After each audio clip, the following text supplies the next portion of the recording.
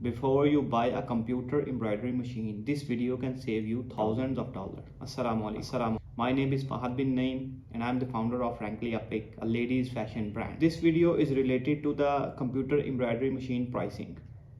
इस वीडियो में मैं आपको ये बताने वाला हूँ कि कंप्यूटर एम्ब्रॉयडरी मशीन्स जो न्यूली लॉन्च्ड ब्रांड्स हैं वो कोशिश करते हैं कि हम इन हाउस अपनी प्रोडक्शन एम्ब्रॉयडरी मशीन्स के ज़रिए स्टार्ट कर दें, जबकि उनको काफ़ी रिसर्च की ज़रूरत होती है और वो रिसर्च किए बगैर ही अपनी इन्वेस्टमेंट का काफ़ी सारा हिस्सा इसमें खर्च कर देते हैं। अच्छा, अब एम्ब्रॉयडरी मशीन में डिफरेंट साइज़ हैं और डिफरेंट कंपनीज़ हैं। इसकी प्राइस, इसकी साइज़ और कंपनी दोनों से वेरी करती है।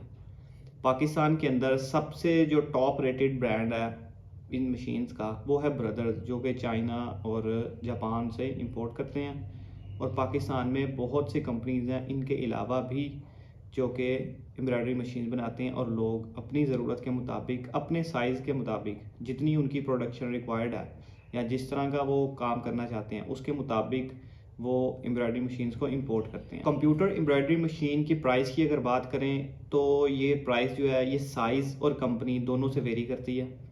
इसमें आपको सिंगल हेड मशीन से लेके 28 हेड मल्टी हेड तक आपको अवेलेबल मिलेगी पाकिस्तान में। हर बंदे ने अपने यूनिट में अपने प्रोडक्शन जिस तरह की उनको डिमांड आती है, जिस तरह की उनके पास प्रोडक्शन आती है या जिस तरह के कस्टमर्स आते हैं उसके मुताबिक उन्होंने अपनी मशीन लगाई हुई है।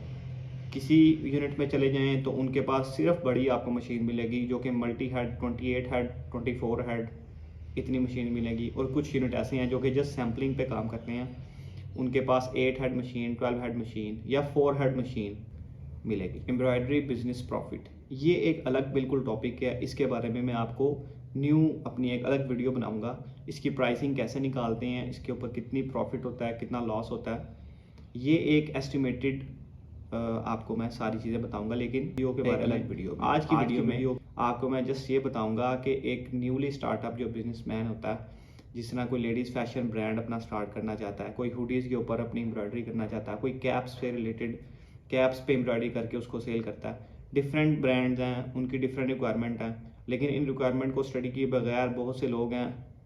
जिस तरह अगर मैं आपको अपनी मिसाल दूं तो मैंने भी स्टार्ट में ये कोशिश की कि मैं एक एम्ब्रॉयडरी मशीन परचेज़ कर लूं, लेकिन बाद में मुझे ख्याल आया कि इसको अभी परचेज़ करना मुनासिब नहीं है। ये मैं आपको वीडियो में आगे चल के बताऊं। अब सबसे पहले बात करते हैं सिंगल हेड मशीन की।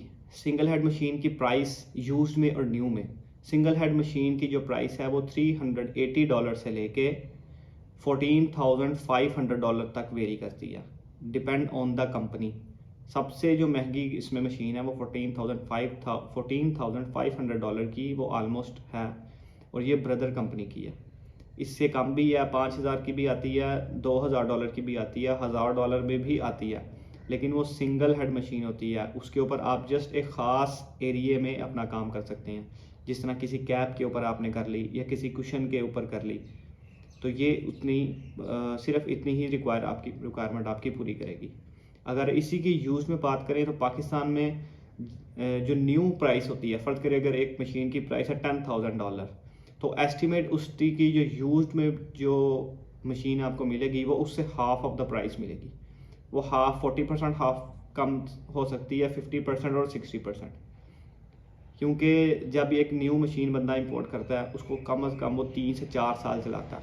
अगर उसके पास वो उससे भी ज़्यादा चले तो वेल एंड गुड है, नहीं तो वो उसको आगे सेल आउट कर देता है और अपने लिए न्यू मशीन ले आता है। ये उनकी बात बता रहा हूँ जिनका रेगुलर बेसिस पे वेल नॉन ब्रांड के साथ उनका काम चलता है। जो छोटे बिजनेसमैन होते हैं उनके लिए तो यूज मशीन भी काफ़ी होती है। अब बात करते हैं डबल हेड मशीन की बात।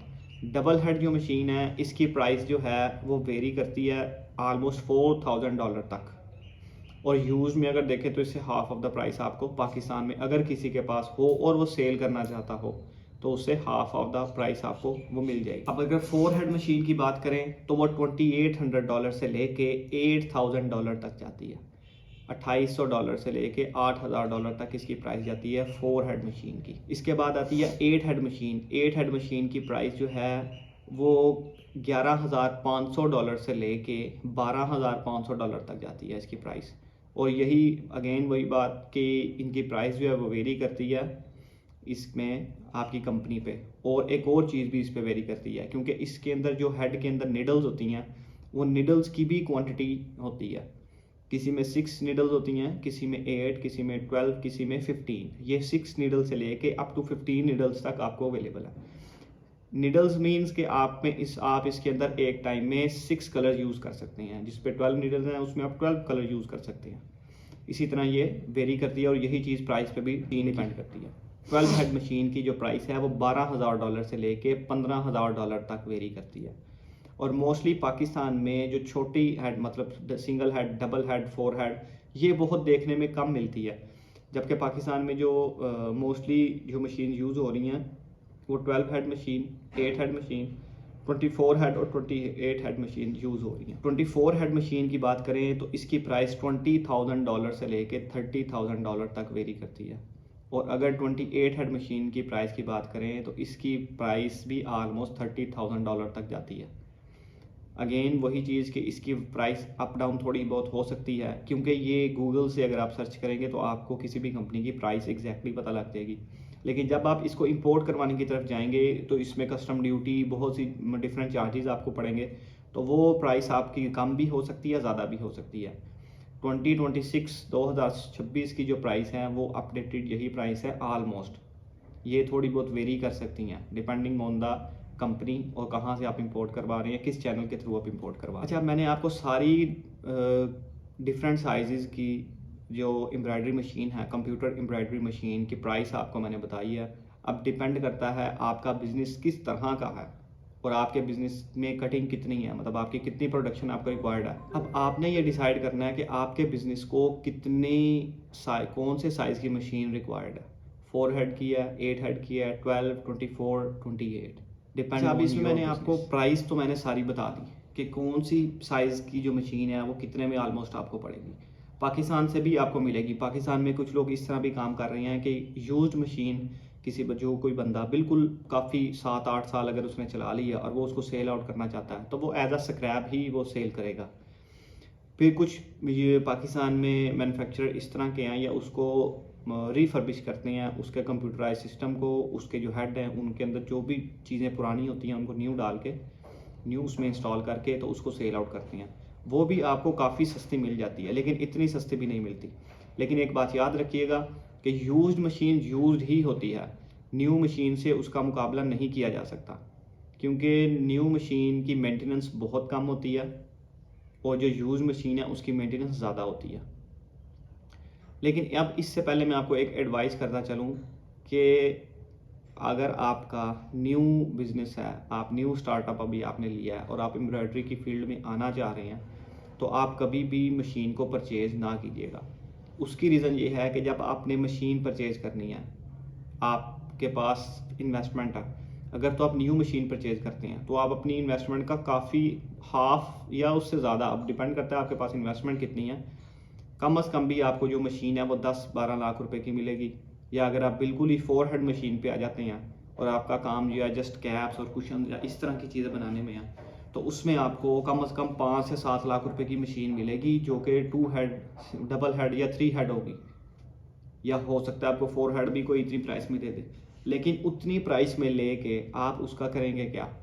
آپ کو مینٹیننس کاسٹ ہی پر منتھ اتنی پڑے گی، اس کے بعد آپ کو تو وہ چلانی نہیں آئے گی. اس کمپیوٹر امبرائڈری مشین کے لیے آپ کو ایک آپریٹر بھی رکھنا پڑے گا، اس کی منتھلی سیلری اور مینٹیننس. تو یہ کافی ایکسپینس ہے، لائبلٹی ہے جو آپ اپنے اوپر ڈال لیتے ہیں، اور اسی وجہ سے بہت سے بزنس سٹارٹنگ میں ہی لاس میں جانے لگ جاتے ہیں.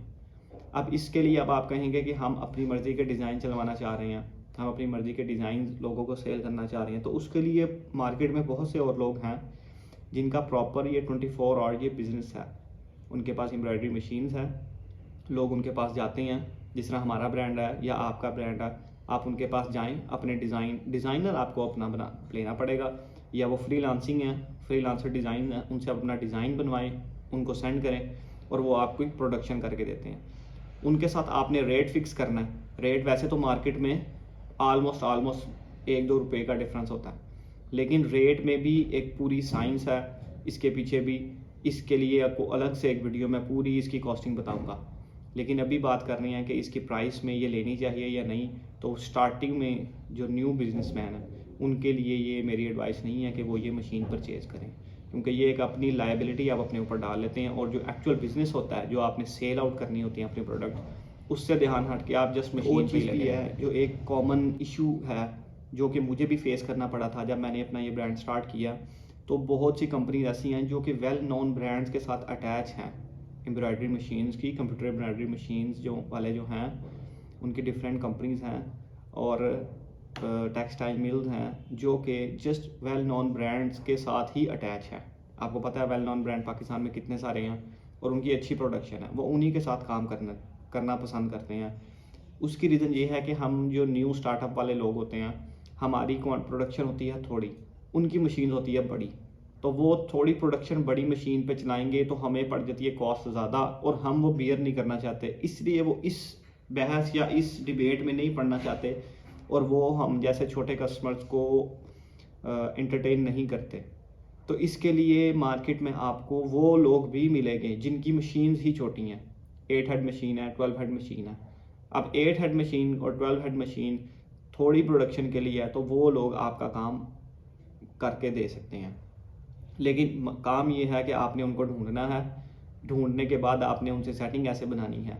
یہ ڈیپینڈ کرتا ہے آپ کی کتنی سکلز ہیں، آپ نے مارکیٹنگ سکل یا آپ کی کہ آپ کیسے کسی کو ایگری کر لیتے ہیں آپ کے ساتھ اپنے ساتھ کام کرنے پہ۔ نیکسٹ ویڈیو میں آپ کو بتاؤں گا کہ آپ نے یہ بندے یا جو چھوٹی مشین والے ہیں اور بڑی مشین والوں کے تو آپ آن لائن گوگل پہ اگر سرچ بھی کریں گے، لاہور میں، گجرانوالہ میں، فیصل آباد میں، اسلام آباد میں، تو آپ کو ویل نون جو کمپنیز ہیں جو کہ جسٹ امبرائڈری مشینز کا کام کرتی ہیں، وہ آپ کو ایزیلی اویلیبل ہوں گی۔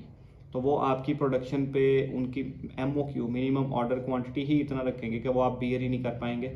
تو ان سے کانٹیکٹ اگر آپ کر بھی لیں، ہو سکتا ہے کہ آپ کا برانڈ سٹارٹنگ میں ہی بہت اچھا چلے اور اس کی زیادہ پروڈکشن ہو، تو اس پہ آپ ان سے کانٹیکٹ کر سکتے ہیں، وہ آپ کو اچھا کام کر کے دے سکتی ہیں۔ لیکن لیٹس سپوز اگر آپ کی سٹارٹنگ میں پروڈکشن تھوڑی ہے اور سیل بھی تھوڑی ہے، تو آپ کو ڈیفینیٹلی تھوڑے اپنے ڈیزائنس تیار کروانے پڑیں گے۔